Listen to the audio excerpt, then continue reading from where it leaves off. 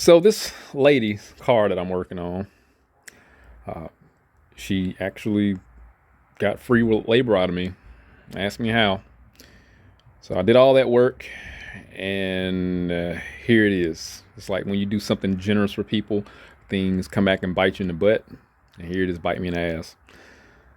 Now I will say, a lot of stuff that I did get were aftermarket. If you know, I'm an aftermarket proponent, and I'm a factory component also in some cases. But it's just, if you ask me, I'll discuss the reasons why I'm an aftermarket proponent. But if you also look at my content, you'll know that I've had a lot of issues with aftermarket, and you'll see that I've had issues with factory components. They all fail. They are all equally crap. As long as we know what we're dealing with, there's no shame or a problem buying aftermarket or factory components. Well, aftermarket, since we're talking about it. So anyway, I digress. This lady got free work out of me, and car ran phenomenally. And if eventually at some point in time, everything was fine until I touched it.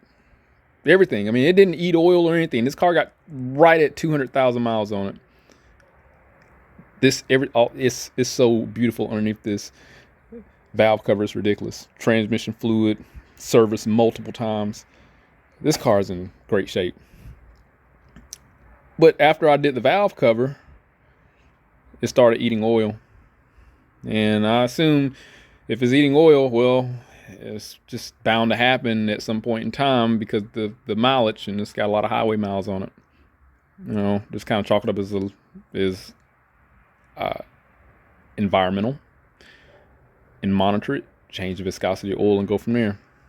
But one big thing that led me to suspect that this oil consumption issue is not organic is the current situation that we're dealing with now, and that's the high idle.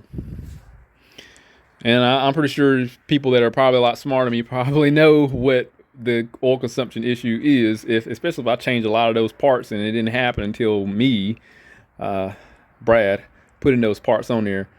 So I likely created the oil consumption problem, and I'm going to take personal accountability to that.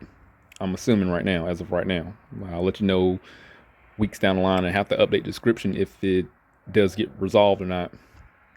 But not only is it eating oil, but it has a high idle, P0507. I have some clips from this morning. I just don't want to give you the whole rundown of what I've been through step by step looking for a problem, because I think it turns some of the people off. And even me talking right now would turn some people off. But I've been talking for about 3 minutes now. But I want to show you that I did do some basic stuff, idle relearn procedure, and through my scan tool. I used my spare one. This is my more mid spare. So I used my MP808 to do an idle relearn with no avail, unfortunately. I can show you that. Relearn. I'm going to do the throttle relearn. Okay. All right, so I'm going to turn the key in the off position. Then I'm going to turn the key in the on position, wait 2 seconds and start the car. Start engine and hold RPM to 3,000.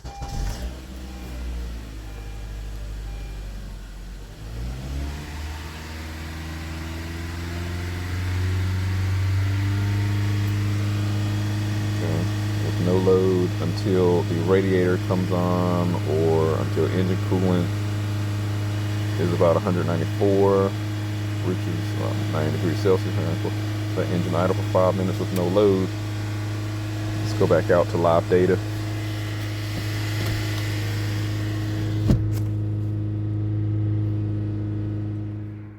I also did a throttle test to check the idle air control system. So what that'll pretty much essentially do is test the feedback sensors, give it commands, just like an AF test, air-fuel ratio test, test the abilities of the injectors to hold certain commands. Same thing. Can it hold a certain percentage when commanded? Yes, no, basically. And if it fails, it'll fail. But that passed. The idle relearn procedure, I'd imagine, was successful, but the idle was still very high. I started looking around and I got to thinking, well, I do it with everybody else. Why not do it with myself? get the history from the person who worked on the car or who owns the car, and that person's me. What was lastly done? And well, human error, not just human error, but part failure. I replaced this valve cover. So I did start checking for vacuum leaks. This whole process took about 30 minutes for me to figure out because I had to blame the last guy that worked on it. I cleaned throttle body, relearn procedure failed, idle air control. Well, the relearn procedure passed, but it's still idle high, which failed. The idle air system works perfectly fine. That passed. Well, what about the valve cover? And I said, well, how can I test this valve cover? Well, I pulled the oil cap off. There was some vacuum in the crankcase. So I'm like, well, if this is not designed like the Chevys, where it's integrated in the intake from the head, if I recall properly, So I'm like, what's the vacuum source? Where's it coming from? And it's coming from the back here at the intake. This is our primary vacuum. But let me show you one way you can diagnose this. But let me get some data pulled up on the screen here because I want to get the fuel trims, which led me to suspect a vacuum leak, which wasn't extreme, but the short term was at about 16%, adding 16%. Because if you have a lean condition, it's going to add fuel. If you have a rich condition, it's going to take away. So in my case, the short term was up to 16%. In the long term was at 4%. So that led me to suspect, okay, we're dealing with a vacuum leak. Let me check vacuum. That's when I pulled the cap off and we had excessive vacuum. So when discovering that I have vacuum leaks, now I'll say, well, let me do a little bit more in depth because I want to now know like what specifically about this fails. Now I'm not going to pull this off right now until I get the new one. But I did replace the PCV before in the past.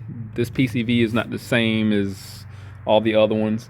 But however this valve cover is designed within the chamber, the baffle, it's not supposed to be taking in a lot of air, but unfortunately it is. I'm gonna put a vacuum gauge to this, pull this breather hose off going to the intake hose, and then we'll get a measurement of the vacuum.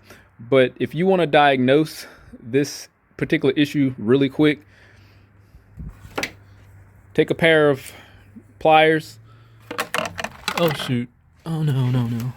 Okay, take a pair of pliers and pinch the line. Just squeeze it and see if the idle changed. In my case, it did. I'm gonna show you that right now. So right now, we're at 1200, 1100 RPM. We're not doing much because it's a different time of the day. We're only adding 2%, no big deal. That's about perfect. That's perfect. Let's do this.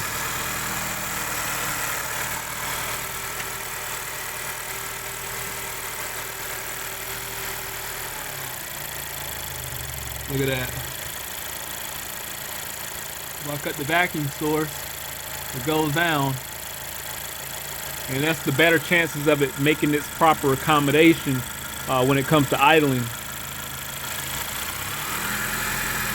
So let's take a vacuum gauge, measure the vacuum, and see if it's making, 15 inches of mercury.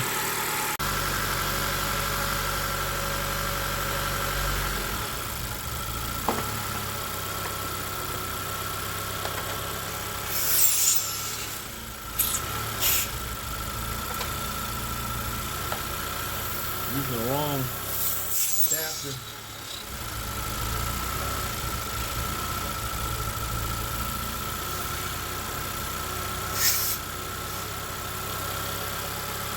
I'm using the wrong adapter, but it's the first thing I get my hands on. So we're going down to engine vacuum actually. I don't know if it'll stay there, but we're going right down to engine vacuum. I need to get the cone. It's gonna come off. That's all we can see though. So our RPM definitely dropped. Our RPM dropped, and we were going down to engine vacuum testing at the valve cover.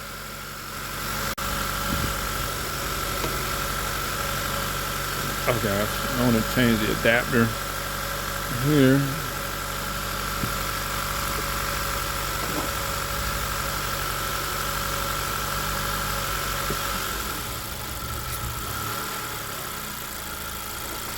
And here's our engine vacuum. Okay, it's dropping everything. Normal engine vacuum is 17 inches of mercury. See how normal it sounds. What I could do at the moment is just plug that vacuum line, put a breather on there, or just probably let it vent to the atmosphere, because it's just a breather. That's all. And because the only thing to do the PCV system do is just readmits it to be combusted. Okay. So for the time being, I'm just going to block it off so I can reset that light and it don't cause any check engine light, because that's the worst case in our moment. Well, one of the worst things that we're dealing with is the oil consumption and the high idle. So until I get the new part and it get replaced, I'm just going to plug that vacuum line.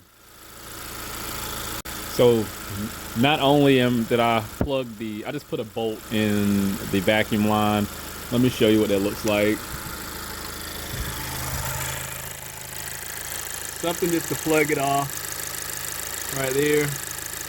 And then I got this block off.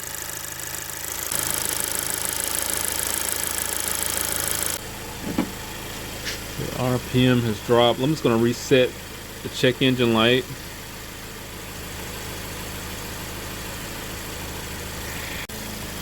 So I got it reset. I have to cut the ignition switch off. Let's go back to live data and see what it's looking like now. It should be normal. Yep, perfect. We have a desired, well, we have an actual reading, and there's down here is so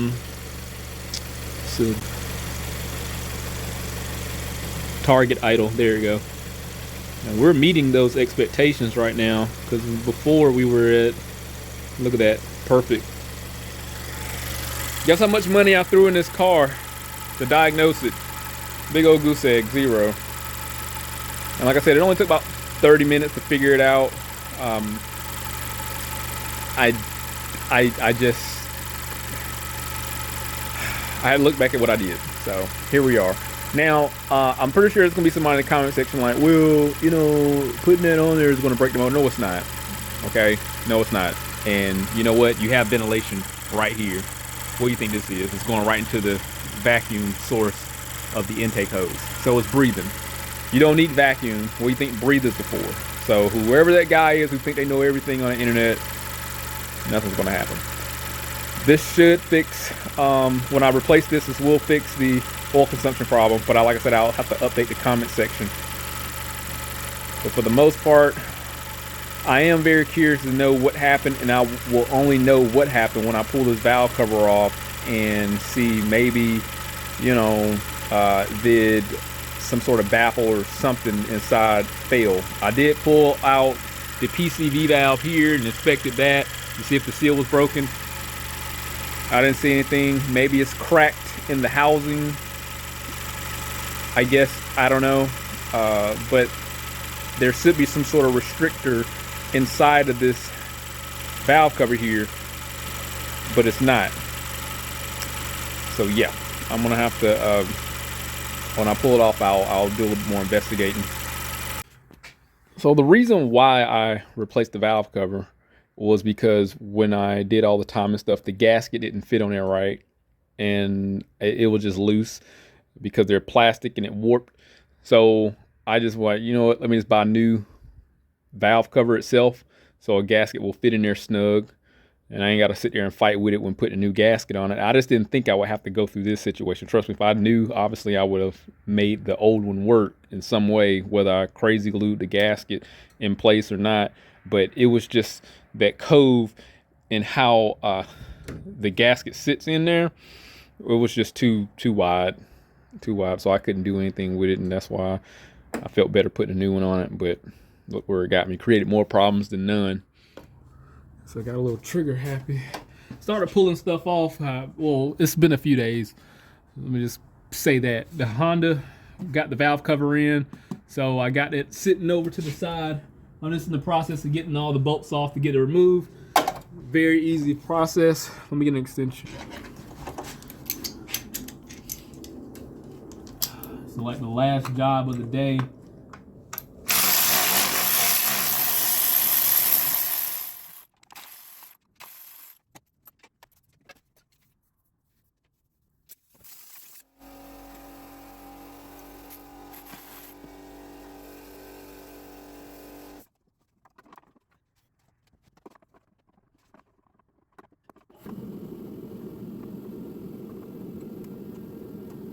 Before I pull this off, there's a possibility that the gasket just may be ruptured at the top.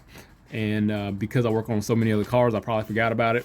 Not forgot to put it in there, but who knows?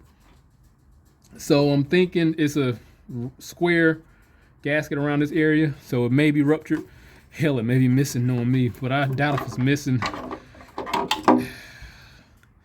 And nope, it's right there.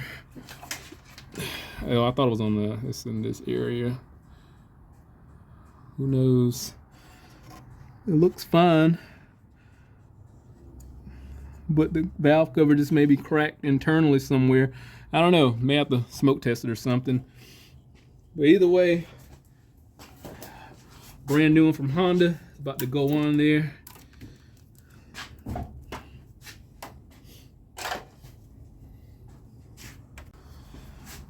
So if you're curious, this car has 200,000 miles on it. The dealer has been changing her oil up until, you know, we were like doing things many years ago. So this car has about 200,000 miles. We changed the oil about, yeah, done the recommended service interval, and she is delinquent in some aspects, but for 200,000 miles, this is great actually. There was some instances where, you know, it went like a 500 miles over, but this is honestly the worst I've seen on this one. Right here, little spots. I'll clean that off right now, as a matter of fact. But for the most part, I mean, 200,000 miles, this looks good. I did the timing chain and stuff on here, all new components to fix that rattle that it had. Everything's been done. I got my valve cover off to the left of me. I'm gonna put some sealant in the little recesses and in the corners. Right there. And we're gonna drop it right on. One thing I might do is put some oil on the tube seals here.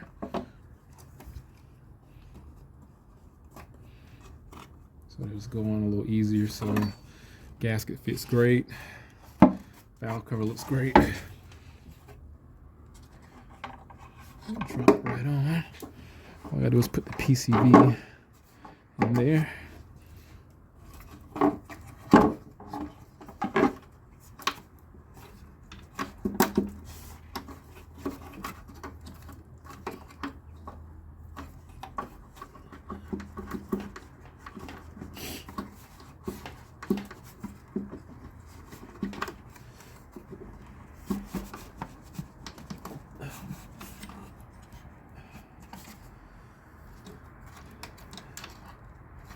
They actually fit extremely well.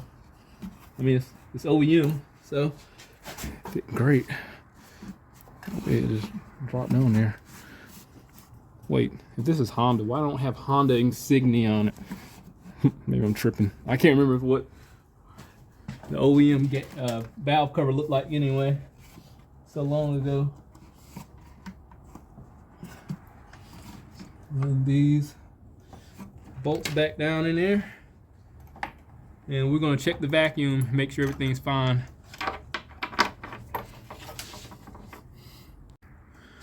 All right, got everything put back together. Let's go ahead and start it up and check the vacuum, see what we got going on.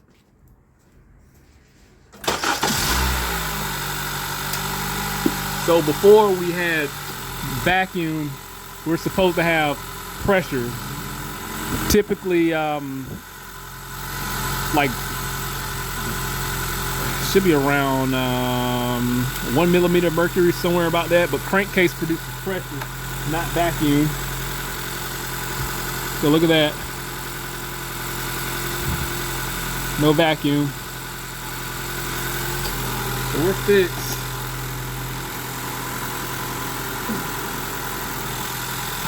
Right now it is going to idle just a tad. I gotta put that bracket back up there. It's going to idle a tad bit high until it goes to a relearn, because before, when I had that vacuum line blocked off, it had to adjust with what it had.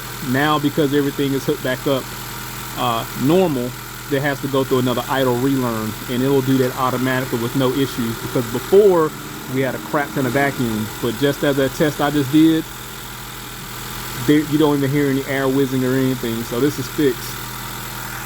So it took about 10 minutes for it to drop down and idle normal, and I didn't have to do any relearn or anything like that. I mean, everything just took its course organically.